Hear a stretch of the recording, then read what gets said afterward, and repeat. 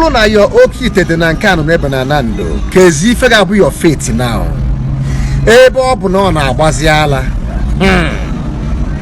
ịma na ihe na-egbu unu bụ unu akpọrọrọ m unu a na-eje na-akwụnyesi ụgwọ mgbe n'ezie condition onye na-akwọlụ gị oke ite. Alright, ya watch ya n'ụnụ ga-afụ na condition anụnụ ebe na Nando now ajọgbuo n'ude na-esigbuo nkakwụ. Anyị na-ekwu na-asị oti ọkpụ eti n'ogbe akwụ maka na aka ga-abụ ya mmemme ka nkọlụ ụnụ ife ị ga-amata gbasara gịnị anụnụ ebe na Nando. Watch ya n'iri ị ga-afụ ishi onye okongwu dibia, ị ga-afụ nke ayaya Nando, ị ga-afụ nke akụ Zion,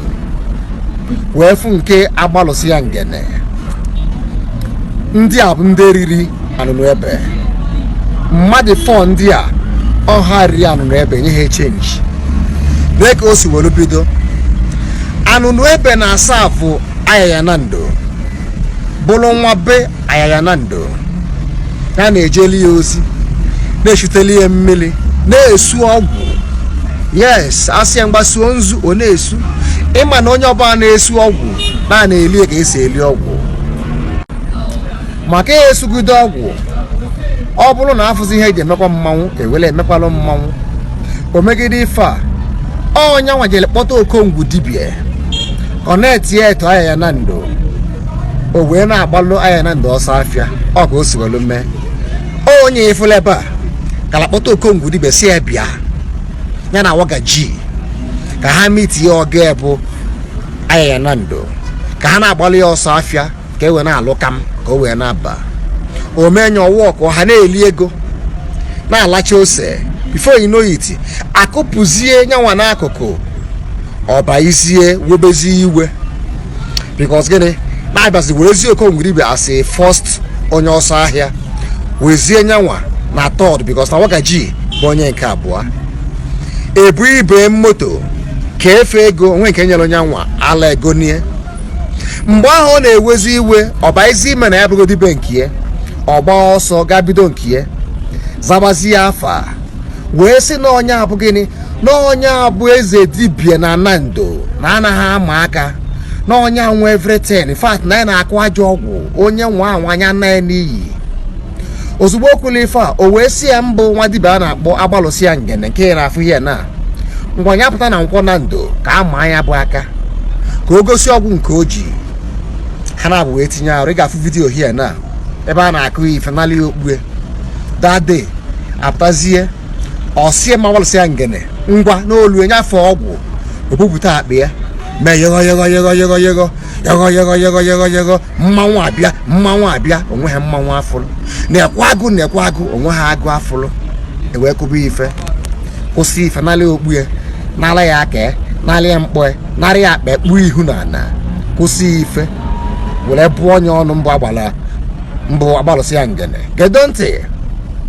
ọ na kacha okpu ọzọ tii n'isi ala ya na-egolu nwa obele. Before you know it ofe sie ayaya Nando wee na-aba na ayaya Nando abụrụ mmadụ na oriri eri na onye mere ife ọjọọ. In fact nọ na arụ arenji from there ayaya Nando wee bụkwa ya ọnụ na nke abụlị ya abụ wee kpụrụ ya kpọọ ndị youth wee kabe perisichecheche na nke igwe ha. Ndị youth kacha ife anwa ọgba ọsọ gbala Lagos gazo na Badagiri na-aṅụrụ anwụrụ ma ezi ebe a nwedezi anwụrụ ma mie gaa na nke Igbo kwuchie okwu na nwa nwoke n'isi adịghị ya mmasị hapụzie ekwusi okwu anwa ayaya Nando gbaghalị ya ọ nọ Lagos a n'ozuo nwude anwụrụ ndị mmadụ na-akpọ ya ọbara tule bifo inoiti kpam ọ kọntaktị ya jee pak kọntaktị gọvanọ eziokwu ha na-abụ korie ko na Zion ministry ha korie na-ataka ndị emego ihe n'onwe ha korie onye isi ha ka a na-akpọ akụ Zion mkpọrọ ya chekwara mmadụ ka eji agba na-eji onye abụla ọnụ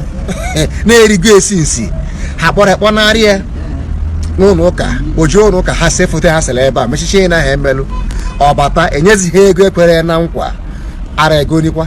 wee na-aba na ndị agha bụ ndị ọjọọ na ha bụrụ mmadụ wee bụkwa ya ọnụ mbụ ndị ụka na nke abụla ya bụ ọ bụla ọnụ na-atọ ozugbo abụsịlị ọnụ anwa ọpụtazie vileji nọzie n'ụlọ ara ya na-egori n'ike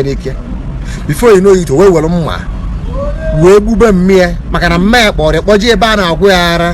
ka isi wee dị ya mma wee were mma wee rie mmịa ka anụ gbucha nwaanyị mmadụ. O nwere vidiyo mee ọ sị onye fụrụ mmịa gbuoli ya mme onwe ha emeli enu o werezie aka wee gbuo nwaanyị mmadụ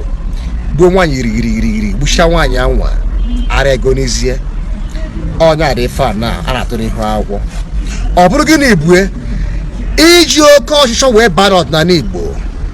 ọdịnala na-ama ama dibịa na-ama ama anaghị eme na nganga onye ọbụla ma mbụ dibịa enwere ụmụ agwụ everybody want to be dibịa ma ndị ọmara ama ma ndị ọmara ama onye bụ na alụgide dibịa agbawala ma why na aja na-agba ndị ahụ ụgwọ one by one mana enwere m okwu gedo ntị o nwere ndị disman gwọọla oke ite mgbe disman na ahụ ya adịghọ bụ anụ n'ebe na ndo nwee ndị ọgwụọla ọgwụ nwee ndị ọgwụọra awele ọkwa n'uche ezughọkwa izọra ụkwara wee jụọ na ndị ọgwụọla ọgwụ which way mpa ọ bụrụ na ya oke ite dị na nke anụ n'ebe na ndo ka ezi ife ga-abụ your fate now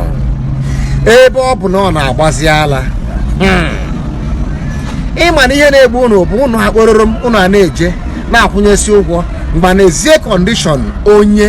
na-agwọlụ gị oke ite ajụ ha ajụ wele eli na-ebute ya wele ahụ ebe amalife